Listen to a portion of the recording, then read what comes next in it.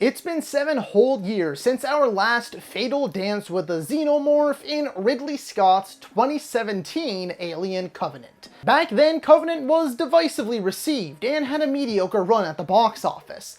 That, paired with the fact that Fox got gobbled up by Disney, saw the franchise lay dormant until now, with the release of the Fede Alvarez directed Alien Romulus. After back-to-back successes with Evil Dead 2013 and Don't Breathe, was Alvarez able to create the perfect organism, prove the doubters wrong, and revitalize this franchise? Let's find out. Hello ladies and gentlemen, and movie lovers of all kinds, and welcome back to the channel. As always, I am your host, Brett Murphy, and for today's video, I have a brand new ranking for you all, and I am going to be ranking all 9 of the Alien movies. Before I hop into the actual ranking itself, I just wanted to let you all know that I have an entire playlist dedicated to all of my ranking videos. We are closing in on 200 videos currently on that playlist for you to enjoy. So if ranking videos are your thing, then be sure to check that out, and I guarantee you'll find something you like. And if by some chance you don't, then feel free to suggest something you might like. And so, without further ado, let's burst through the chest of this iconic sci-fi horror franchise and hop right into things. Number 9, coming in last place, is AVPR, or Alien vs. Predator Requiem. This is probably the only movie in this entire franchise that I have little to no desire to ever revisit. I have watched it maybe 2 or 3 times in my life. Funny enough though, this was the second movie I ever watched in either the Alien or Predator franchise. The long and short of it is this: the characters are all awful. I can't think of a single redeeming one. The story is a generic horror flick set in a small town just with aliens and predators as the villains. It does have some decent sets, costumes, and gore, but the movie is too damn dark to see or appreciate any of it. I know some smartasses out there are going to say just turn up the brightness, but it doesn't work that way. All that does is brighten everything, making everything look white, gray, and washed out. This could have been a fun, bloody, violent, R-rated sequel, but it's just not. And coming in that 8th place spot, probably super controversially, Alien 3. Yeah, I know, some people are going to come for my jugular after this one, and I get it. The social media revisionism wave has finally reached the Alien franchise, with all sorts of folks now coming out of the woodwork claiming that it's always been their favorite, or it's the best Alien movie, or a misunderstood masterpiece, but I'm not buying it. Sure, some people have made interesting points. There are some videos and so on that I was like, yeah, that's actually pretty intriguing. But this movie just isn't good if you ask me. And I'm all for personal preference and opinion, so if you love it, all the power to you. But again, just not for me. I mean, from the nightmarish production to director David Fincher completely disowning the film, to its blasphemous opening where they kill Newton Hicks off screen, to the depressing ending, the wonky early CGI, me not finding any of the characters to be interesting, the movie just gives me the ick. And that goes for both versions. It's slow, boring, uninteresting, just not my cup of tea, I guess. And if one person says, you just didn't get it, I've got news for you. Anything you think I didn't get, you just made up yourself, because almost everyone involved in the making of this movie hates it. From the daily rewrites, to the reshoots without Fincher, to Fincher being left out of the editing room. I mean, the movie was originally set on Earth, for crying out loud. It's also butt ugly, just so dark and drab. At least it did give us that iconic shot of Ripley in the Xenomorph though, and I guess some of the practical effects are pretty dope too. Number 7 is going to be Alien Resurrection. Say what you want about this movie, but I find it fun. And not in a purposeful way, of course, like in a late 90s, early 2000s, schlocky, cringy, stupid fun kind of way. Over-the-top characters, ridiculous jokes, a ludicrous story. It's pretty absurd the whole way through.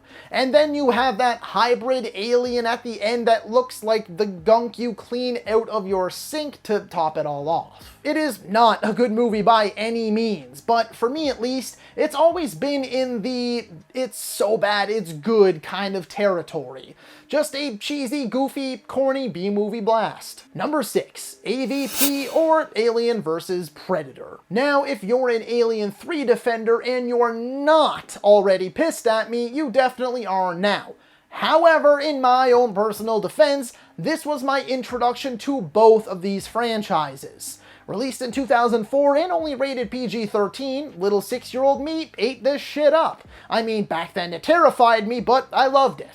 And for a lot of the same reasons as Alien Resurrection. It's not a very well-made movie in my humble opinion. Like, sure, it's competent and everything, but the characters are poorly written, the story is paper thin at best, and it feels super watered down since it's PG-13 despite every other movie in both franchises at the time being R-rated. That being said, I'm extremely nostalgic for it. I love how dumb it is. I do genuinely love the practical effects, and seeing these two icons clash will never not be cool. There are some entertaining bits in here, but you have to be in the right mood. And cracking our top 5 at number 5 is Alien Covenant. Now, I've always had an interesting relationship with this one. It's never necessarily been the Prometheus sequel, nor the Alien prequel I wanted. However, maybe if we ever actually got the conclusion to Ridley Scott's David trilogy, I might feel differently. As it stands though, that hasn't happened and likely never will. So speaking only on the movie we have, I think there's lots of interesting ideas in here. Are they all explored the best? Did they all leave off on an intriguing note? Maybe not. But there are some big, bold swings in here which I always admire. Visually though, it's stunning. It's a beautiful movie. It's arguably the grossest, nastiest of all the Alien films, which I also love. And I actually really like the cast here. Not everyone gets as much time to shine as they probably needed, but the ones that do really shine. Obviously, the real star is Fassbender, who is impeccable. Even more so in this one than Prometheus, where he plays a dual role here, and I adored his work. Catherine Waterston and Billy Crudup are also exceptional too. The protomorph design was so just gross and sticky and everything is just bleh, but I had loved it. And the final act was exhilarating, not to mention the ending was the perfect setup for another one. Again, not everything story-wise was a hit with me, and the pacing isn't always the best. I feel like there was so much worth exploring following Prometheus, but either way, this one has definitely grown on me. Coming in at number 4 is the recently released Alien Romulus. Well, this ended up being exactly what I was hoping it would be. After Ridley's admittedly divisive Prometheus and Alien Covenant, I had a hankering for just a plain and simple good old-fashioned Alien movie. And thankfully, that's exactly what this is. Bloody, intense, and true to the original. I'm not sure what blew me away the most, honestly. The practical effects, for which I loved seeing the old school tech back, the practical xenomorphs, the unique set pieces, looking at you floating acid sequence, the anxiety-inducing atmosphere, the score from Benjamin Wallfish, or the performances from Spaney and Johnson. It's a little slow starting, and the setup is pretty generic. Basically, we just needed these people to have the proper motivation to go to this place so that they could be xenomorph cannon fodder. And that's exactly what it does. Outside of that though, I only really had one other glaring negative, and without spoiling anything, all I'll say is that Hollywood needs to stop with these CGI deepfakes. It's pretty disturbing and off-putting to me at least.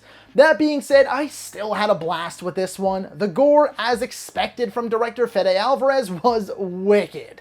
Some of the chase sequences were genuinely terrifying, and everything trying to kill our heroes felt like a true threat.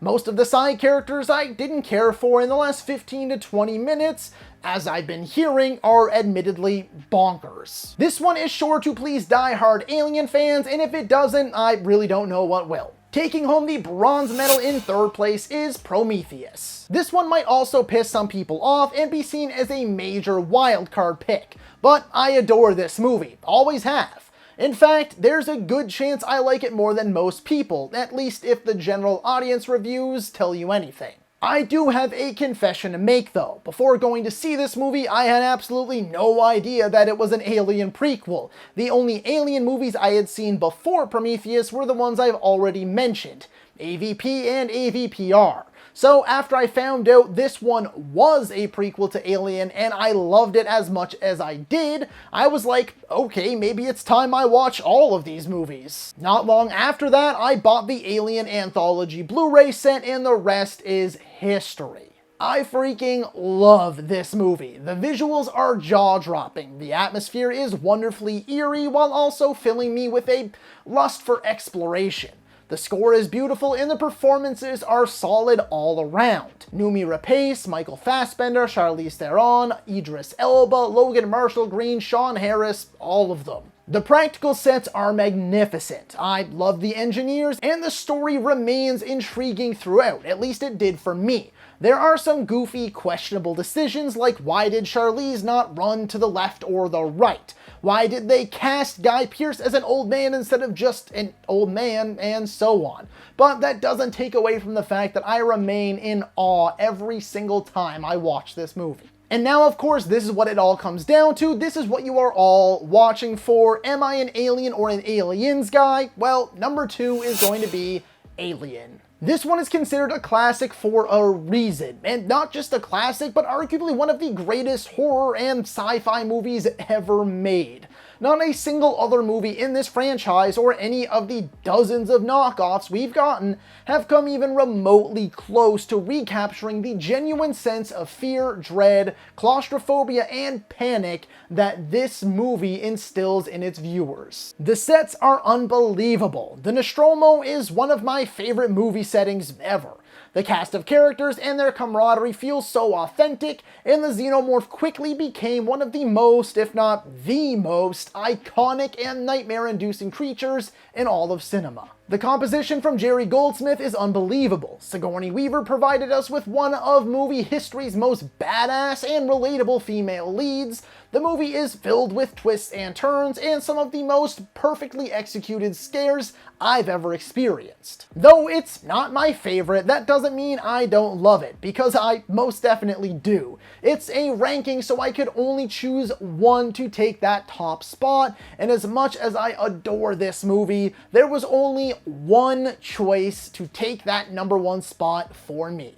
And that is, of course, number 1, Aliens. Though, once again, I can't stress enough how much I love the original Alien, even Prometheus I'm obsessed with. But at the end of the day, they're just not James Cameron's Aliens. For me, it's a mix of the masterful blend of action, sci-fi, and horror paired with the unique cast of characters. Of course, you have Weaver returning as Ripley, who is even more of a badass this go around.